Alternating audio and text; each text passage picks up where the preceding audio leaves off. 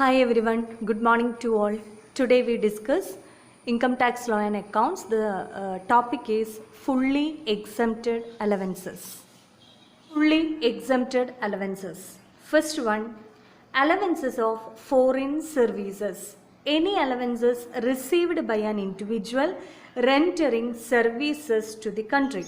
For example, IFS, Indian Foreign Service Personnel. Second one, house rent allowances provided to judges, Supreme Court judges or High Court judge. And third one, sumptuary allowances given to judges. And fourth one, allowances paid by a UN organization to its employees. നമ്മളിവിടെ പഠിക്കുന്നത് fully exempted allowance ആണ്. അതായത് നമ്മൾ കൊടുക്കുന്ന allowance taxable അല്ലാത്ത അലവൻസുകളെയാണ് നമ്മൾ fully exempted.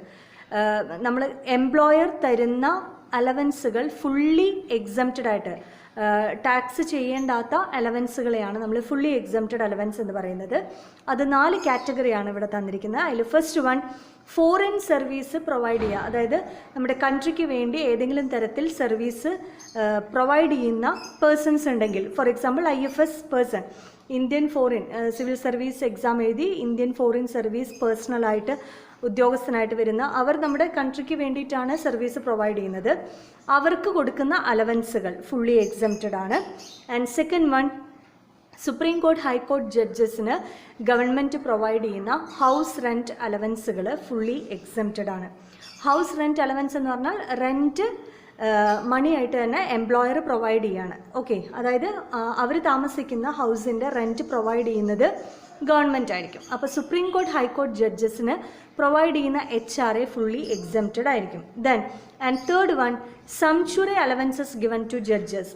സംച്വറി allowance എന്ന് പറയുന്നത് ഏതെങ്കിലും തരത്തിൽ ഇന്ത്യൻ ഗവൺമെൻറ്റിൽ വിസിറ്റേഴ്സ് വരുന്നുണ്ടായിരിക്കാം ഒഫീഷ്യൽ മാറ്റേഴ്സിന് വേണ്ടിയിട്ട്. സോ ആ വിസിറ്റേഴ്സിനെ നമ്മൾ എൻ്റർടൈൻ ചെയ്യാൻ വേണ്ടി ഉള്ള ഉദ്യോഗസ്ഥരുണ്ടാവാം. ഓക്കെ, അപ്പോൾ അതിനു വേണ്ടി പ്രൊവൈഡ് ചെയ്യുന്ന അലവൻസുകളാണ് സംച്വറി അലവൻസസ്. ഓക്കെ, ഈ പറയുന്ന പേഴ്സൺസ്, അതായത് ജഡ്ജസ് നമ്മുടെ വിസിറ്റേഴ്സ്, ഇന്ത്യൻ ഗവൺമെൻറ്റിൻ്റെ വിസിറ്റേഴ്സിനെ എൻ്റർടൈൻ ചെയ്യാൻ വേണ്ടിയിട്ട്, അവരെ നല്ല രീതിയിൽ എൻ്റർടൈൻ ചെയ്യാൻ വേണ്ടിയിട്ടും ഒഫീഷ്യൽ പർപ്പസിനും വേണ്ടിയിട്ട് അവർ എൻഗേജ്ഡ് ആവുന്നുണ്ടെങ്കിൽ, ജഡ്ജസ് അവരുടെ ഒഫീഷ്യൽ ഡ്യൂട്ടിയിൽ നിന്ന് മാറി എൻഗേജ്ഡ് ആവുന്നുണ്ടെങ്കിൽ അങ്ങനെ പ്രൊവൈഡ് ചെയ്യുന്ന അലവൻസുകളാണ് sumptuary allowances. Okay, and fourth one, allowances paid by a UN organization. UN നിങ്ങൾക്കറിയാം, യുണൈറ്റഡ് നേഷൻസ് ഐക്യരാഷ്ട്രസഭയുമായി വർക്ക് ചെയ്യുന്ന എംപ്ലോയീസ്, UN എംപ്ലോയീസ് ഉണ്ടെങ്കിൽ അവർക്ക് പ്രൊവൈഡ് ചെയ്യുന്ന അലവൻസുകളും ഫുള്ളി എക്സംപ്റ്റഡ് ആണ്. ഓക്കെ, അപ്പോൾ ഈ 4 കേസുകളിലാണ് ഫുള്ളി എക്സംപ്റ്റഡ് അലവൻസുകൾ ഉള്ളത്. ഇമ്പോർട്ടൻ്റ് ആണ്, അതായത് 1 മാർക്ക് ക്വസ്റ്റ്യനൊക്കെ ആയിട്ട് ചോദിക്കുന്നതാണ് ഫുള്ളി എക്സംപ്റ്റഡ് അലവൻസ് എന്നുള്ളത്. Next, partially exempted allowances. Partially exempted allowances എന്ന് പറഞ്ഞാൽ ഒരു ഭാഗം നമ്മൾ ടാക്സബിൾ ആയിരിക്കും, മറ്റു ഭാഗം നമുക്ക് എക്സംപ്റ്റ് ചെയ്യാം. ഓക്കെ, നമുക്ക് കിട്ടുന്ന അലവൻസിൻ്റെ ഒരു ഭാഗം നമുക്ക് എന്ത് ചെയ്യണം, ടാക്സബിൾ ആയിരിക്കും. അതർ മറ്റേ ഭാഗം എന്ന് പറയുന്നാൽ പാർഷ്യലി എക്സംപ്റ്റഡ്, മറ്റേ ഭാഗം നമുക്ക് എന്ത് ചെയ്യാം, എക്സംപ്റ്റഡ് ആണ്. അങ്ങനെയുള്ള ചില അലവൻസുകളാണ് നമ്മളിവിടെ പറയുന്നത്. അതിൽ first one, HRA, house rent allowances. Okay, second one, entertainment allowances. Third one, special allowances. Fourth, border area allowances, remote area allowances, snowbound area allowances, tribal area allowances. Okay, and fifth one, transport allowances. Sixth one, children education allowances, children hostel allowances. അപ്പോൾ ഇതിൽ പേര് കേട്ടാൽ തന്നെ നിങ്ങൾക്ക് ഏകദേശം മനസ്സിലാകുന്നുണ്ടാവും. HRA അലവൻസും ഇതെല്ലാം നമ്മൾ detail ആയിട്ട് പഠിക്കുന്നതാണ്. HRA അലവൻസ് എന്ന് പറയുന്നത് നമുക്ക് ഏതെങ്കിലും തരത്തിൽ നമ്മൾ റെൻറ്റഡ് ഹൗസിലാണ് ജീവിക്കുന്നതെങ്കിൽ എംപ്ലോയർ നമുക്ക് തരുന്ന അലവൻസാണ് house rent allowance. Entertainment allowance നമ്മൾക്ക് എൻ്റർടൈൻമെൻറ്റ് പാർട്ട് വേണ്ടിയിട്ട് നമുക്ക് പ്രൊവൈഡ് ചെയ്യുന്ന അലവൻസുകളാണ്. സ്പെഷ്യൽ അലവൻസ് എന്ന് പറയുന്ന കാറ്റഗറി വേറെ തന്നെയുണ്ട്. ബോർഡർ ഏരിയ അലവൻസ് എന്ന് പറയുന്ന ബോർഡർ ഏരിയയിലൊക്കെ വർക്ക് ചെയ്യുന്നവരുണ്ടെങ്കിൽ, റിമോട്ട് ഏരിയയിൽ വർക്ക് ചെയ്യുന്നവരുണ്ടെങ്കിൽ, സ്നോ ബൗണ്ട് ഏരിയയിൽ വർക്ക് ചെയ്യുന്നവരുണ്ടെങ്കിൽ, ട്രൈബൽ ഏരിയയിൽ വർക്ക് ചെയ്യുന്നവരുണ്ടെങ്കിൽ അവർക്കൊക്കെ പ്രൊവൈഡ് ചെയ്യുന്ന അലവൻസുകളുണ്ട്. അത് പാർട്ട്ലി എക്സംപ്റ്റ് ആണ്, പാർട്ട്ലി ടാക്സബിൾ ആണ്. ട്രാൻസ്പോർട്ട് അലവൻസ് പ്രൊവൈഡ് ചെയ്യുന്നുണ്ട്. ചിൽഡ്രൻ എഡ്യൂക്കേഷൻ അലവൻസ്, അതായത് എംപ്ലോയീൻ്റെ ചിൽഡ്രൻ അവർക്ക് എഡ്യൂക്കേഷൻ പ്രൊവൈഡ് ചെയ്യുന്നതിന് അലവൻസ് പ്രൊവൈഡ് ചെയ്യുന്നുണ്ട്. അവരുടെ ചിൽഡ്രൻ ഹോസ്റ്റലിലാണെങ്കിൽ ആ ഹോസ്റ്റലിന് പ്രൊവൈഡ് ചെയ്യുന്ന അലവൻസ്. ഇതെല്ലാം പാർട്ട്ലി എക്സംപ്റ്റഡ് ആയിട്ടുള്ള അലവൻസുകളാണ്. ഓക്കെ, അപ്പോൾ ഇതെല്ലാം നമ്മൾ ഡീറ്റെയിൽ ആയിട്ട് പഠിക്കും. നിങ്ങളിത് പോയിൻ്റ് ഔട്ട് ചെയ്ത് എഴുതി വയ്ക്കുക. ഏതൊക്കെയാണ് അലവൻസ് എന്നുള്ളത് നോട്ട് ചെയ്യുക. ഓരോന്നും നമ്മൾ ഡീറ്റെയിൽ ആയിട്ട് പ്രോബ്ലം ചെയ്യുന്നതാണ്. പാർഷ്യലി എക്സംപ്റ്റഡ് അലവൻസിൽ first allowance house rent allowances. HRAൻ്റെ പ്രോബ്ലമാണ് നമ്മളിനി ചെയ്യാൻ പോകുന്നത്. HRAൻ്റെ പ്രോബ്ലം ചെയ്യുന്നതിന് മുമ്പ് ചില കണ്ടീഷൻസ് എഴുതിയെടുക്കേണ്ടതുണ്ട്. Okay, what are the conditions based on the house rent allowances? House rent അലവൻസുമായിട്ട് ബേസ് ചെയ്തിട്ടുള്ള ചില കണ്ടീഷൻസാണ് ഇനി ഞാൻ പറയാൻ പോകുന്നത്.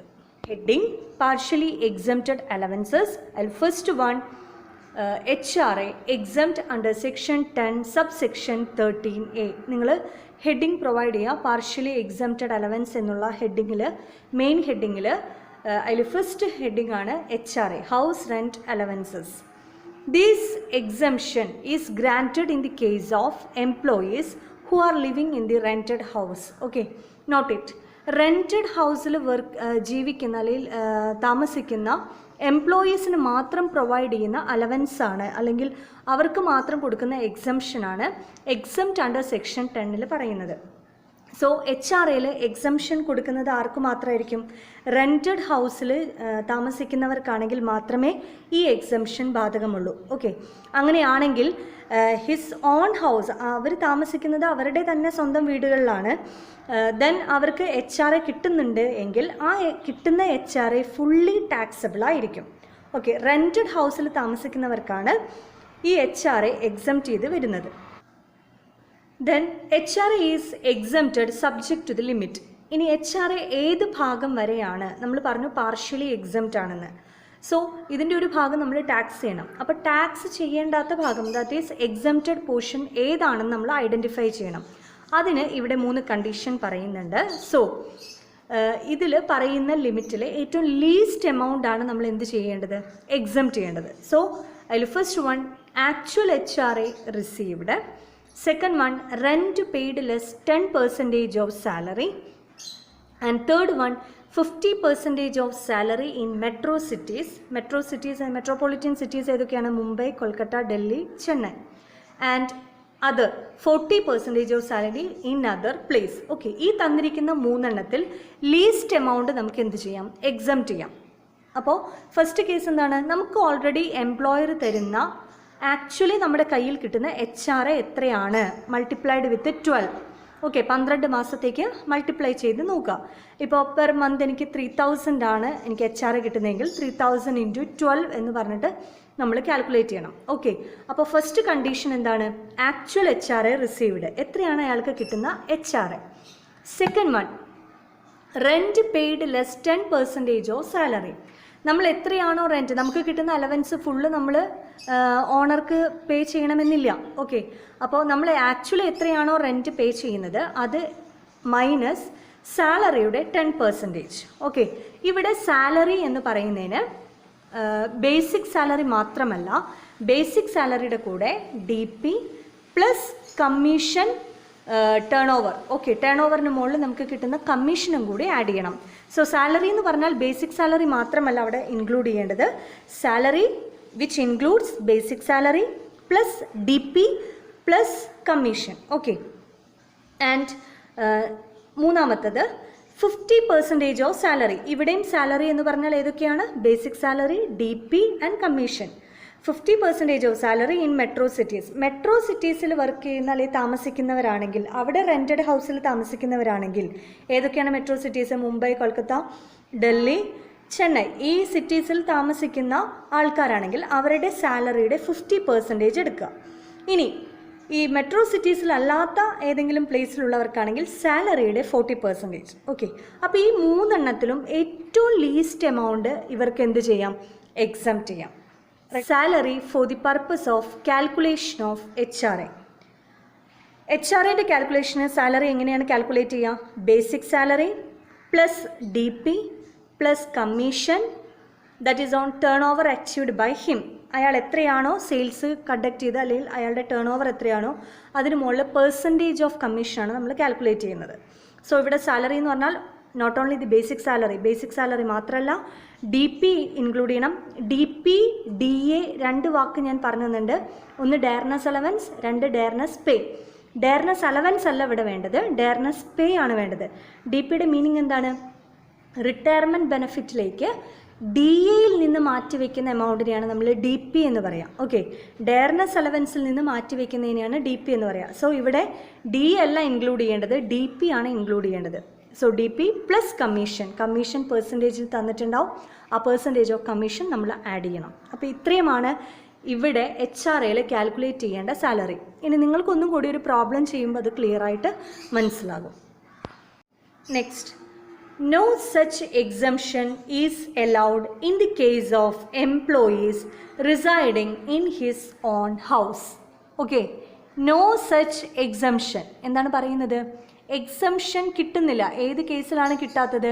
If an employee residing in his own house, അയാൾ താമസിക്കുന്നത് അയാളുടെ സ്വന്തം വീട്ടിലാണെങ്കിൽ അയാൾക്ക് കിട്ടുന്ന H R A fully taxable ആയിരിക്കും. ഓക്കെ, അപ്പോൾ എക്സംഷൻ കിട്ടുന്നത് ആർക്കാണ്? അയാൾ റിസൈഡ് ചെയ്യുന്നത് ഒരു റെൻറ്റഡ് ഹൗസിലുള്ള പേഴ്സൺ ആണെങ്കിൽ അയാൾക്ക് ആ എക്സംഷൻ പ്രൊവൈഡ് ചെയ്യാം. ഹിസ് ഓൺ ഹൗസ്, അയാൾ താമസിക്കുന്ന സ്വന്തം വീട്ടിലാണെങ്കിൽ അയാൾക്ക് ഏത് എക്സംഷൻ കിട്ടില്ല? എച്ച് ആർ എൻ്റെ എക്സംഷൻ കിട്ടില്ല. ഇനി ആർക്കാണ് ഫുള്ളി എക്സംപ്റ്റ് ആയിട്ടുള്ളത് എച്ച് ആർ എ? ഞാൻ പറഞ്ഞു തന്നിട്ടുണ്ട്. ഹൗസ് റെൻറ്റ് അലവൻസ് ആരുടെ കേസിലാണ് ഫുള്ളി എക്സംപ്റ്റ് ആയിരിക്കുന്നത്? In the case of high court and supreme court judges, അല്ലേ?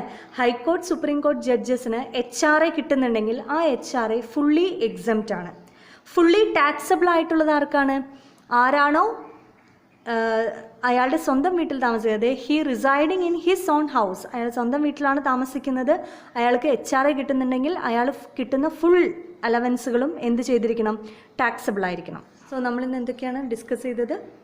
അലവൻസുകളാണ്. അലവൻസിൽ ഫുള്ളി എക്സംപ്റ്റഡ് അലവൻസ് നമ്മൾ നോക്കി, അതിൽ പാർഷ്യലി എക്സംപ്റ്റഡ് അലവൻസുകളുണ്ട്. ഇതിൽ കാൽക്കുലേറ്റ് ചെയ്യാനുള്ളത് പാർഷ്യലി എക്സംപ്റ്റഡ് അലവൻസുകളാണ്.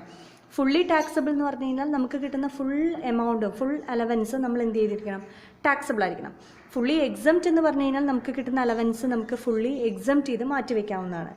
ഇതിൽ കാൽക്കുലേറ്റ് ചെയ്യാൻ വരുന്നത് പാർഷ്യലി എക്സംപ്റ്റഡ് അലവൻസുകളാണ്. ഇപ്പോൾ നമ്മൾ പഠിക്കുന്ന എച്ച് ആർ എ, അതുപോലെ ട്രൈബൽ ഏരിയ അലവൻസുകൾ, children education allowance, children hostel allowance, ഇതെല്ലാം നമുക്ക് കാൽക്കുലേറ്റ് ചെയ്യാനുണ്ട്.